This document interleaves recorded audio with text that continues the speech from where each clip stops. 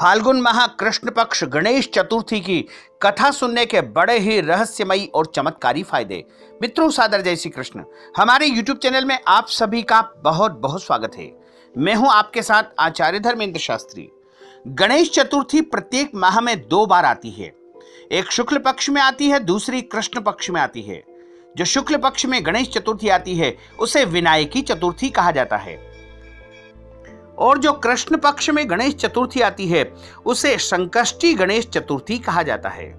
इस बार फाल्गुन मास के कृष्ण पक्ष की संकष्टी गणेश चतुर्थी 22 फरवरी 2019 शुक्रवार के दिन है और चंद्रोदय रात को 9:15 पर होगा।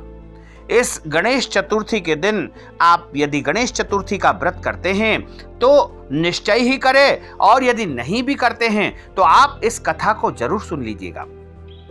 22 फरवरी 2019 शुक्रवार को संकष्टी गणेश चतुर्थी मनाई जाएगी।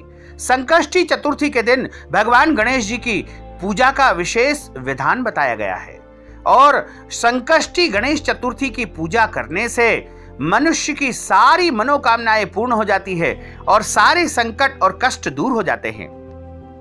संकष्टी गणेश चतुर्थी के दिन भगवान गणेश जी के भक्त व्रत रखते हैं और चंद्र दर्शन के बाद अपना व्रत तोड़ते हैं।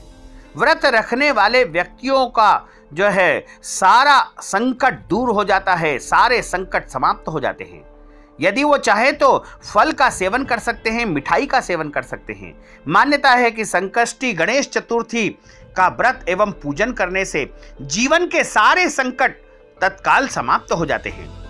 संकष्टी चतुर्थी के दिन सुबह जल्दी उठना चाहिए। सबसे पहले सुबह स्नान करके साफ और धुले हुए कपड़े पहने। पूजा के लिए भगवान गणेश जी की प्रतिमा को ईशान कोण में चौकी पर स्थापित करें। चौकी पर लाल या पीले रंग का कपड़ा बिछा लेवे।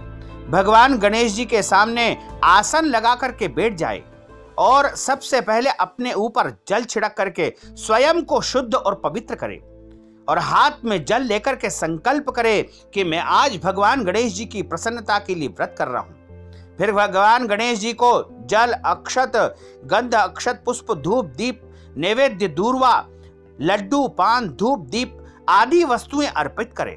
अक्षत पुष्प लेकर के भगवान गणेश जी के सामने अपने मन की कामना जरूर बोल दे, और उसके बाद भगवान गणेश जी का ध्यान करे, उनकी प्रार्थना करे और भगवान को प्रणाम करे। फल चढ़ा करके, नारियल चढ़ा करके आरती भी करना चाहिए। इसके बाद एक थाली या केले का पत्ता ले और इसके ऊपर रोली से त्रिकोण आपको बनाना चाहिए। त्रिकोण के अग्रभाग पर एक घी का दीपक रखे। इसी के बीच में आपको जो है मसूर की दाल और 7 लाल साबुत मिर्च रखे। उसके बाद उस दीपक का पूजन करें, और पूजन करने के बाद जब दीपक जलता रहे उसके बाद दर्शन करें, और दीपक जब शांत हो जाए या दीपक जब जलना बंद हो जाए तो उसको और जो पत्ता या जो भी आपने रखा है उसको विसर्जित कर दें। गणेश चतुर्थी की कथा के बारे में कहा गया है कि सतयुग में महाराज हरिश्चंद्र के नगर में कुम्हार रहता था। एक बार उसने बर्तन बना करके आंवा लगाया और आंवा पका ही नहीं, इस कारण उसके बर्तन कच्चे रह गए। बार बार नुकसान होते देख उसने एक तांत्रिक से पूछा, तो उसने कहा कि बलि से ही तुम्हारा काम बनेगा। तब उसने तपस्वी ऋषि शर्मा की मृत्यु से बेसहारा हुए उनके पुत्र की संकष्टी चौथ के दिन बलि दे दी। उस लड़के की माता ने उस दिन भगवान गणेश जी की पूजा की थी, व्रत किया था। बहुत तलाश करने पर भी जब पुत्र नहीं मिला तो मां ने भगवान गणेश जी से प्रार्थना की और संकष्टी गणेश चतुर्थी का व्रत किया और कहा कि हे प्रभु, मैं आज संकष्टी चतुर्थी का व्रत कर रही हूं। मेरे संतान को लंबी आयु प्रदान करना, और जहां भी मेरा पुत्र हो वो तत्काल लौट करके घर आ जाए। प्रातःकाल चमत्कार होता है कि कुम्हार ने देखा कि उसका जो मटका जो पकाने का आवा होता है वह तो पूरा जल गया, लेकिन वह जो बालक था जिसकी बलि चढ़ाई थी, जिसको उस आग में बैठाया गया था, वह जीवित निकला। डर करके कुम्हार ने राजा के पास जाकर के अपने पाप को स्वीकार किया। राजा ने वृद्धा से, इस बुढ़िया से चमत्कार का रहस्य पूछा। उस महिला ने कहा कि मैंने विधि विधान से भगवान गणेश जी की प्रसन्नता के लिए आप आज संकष्टी गणेश चतुर्थी का व्रत किया है।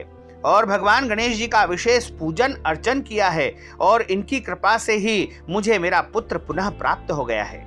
तब राजा ने संकष्टी चतुर्थी की महिमा को मानते हुए पूरे नगर में गणेश चतुर्थी व्रत करने का आदेश दे दिया और कृष्ण पक्ष की संकष्टी चतुर्थी को पूरे नगरवासी धूमधाम से व्रत रखते, पूजन करते और अपनी अपनी मनोकामनाओं को पूर्ण करने लगे थे। इस प्रकार संकष्टी चतुर्थी की कथा को जो कोई भी श्रवण करता है उसके जीवन के सारे संकट समाप्त हो जाते हैं और उसके जीवन में एक नया सूर्योदय होने लगता है, उसका भाग्योदय होने लगता है। बोलिए गजानंद गणपति भगवान की जय। मित्रों, हमने जो ज्ञानवर्धक जानकारी आपको दी है उसको आप अधिक से अधिक लोगों को शेयर करिएगा, लाइक करिएगा, कमेंट करिएगा और यदि अभी तक आपने सब्सक्राइब नहीं किया है तो अभी और इसी समय सब्सक्राइब अवश्य कर लीजिए। आपको और आपके परिवार को सादर जय श्री कृष्ण, सादर धन्यवाद।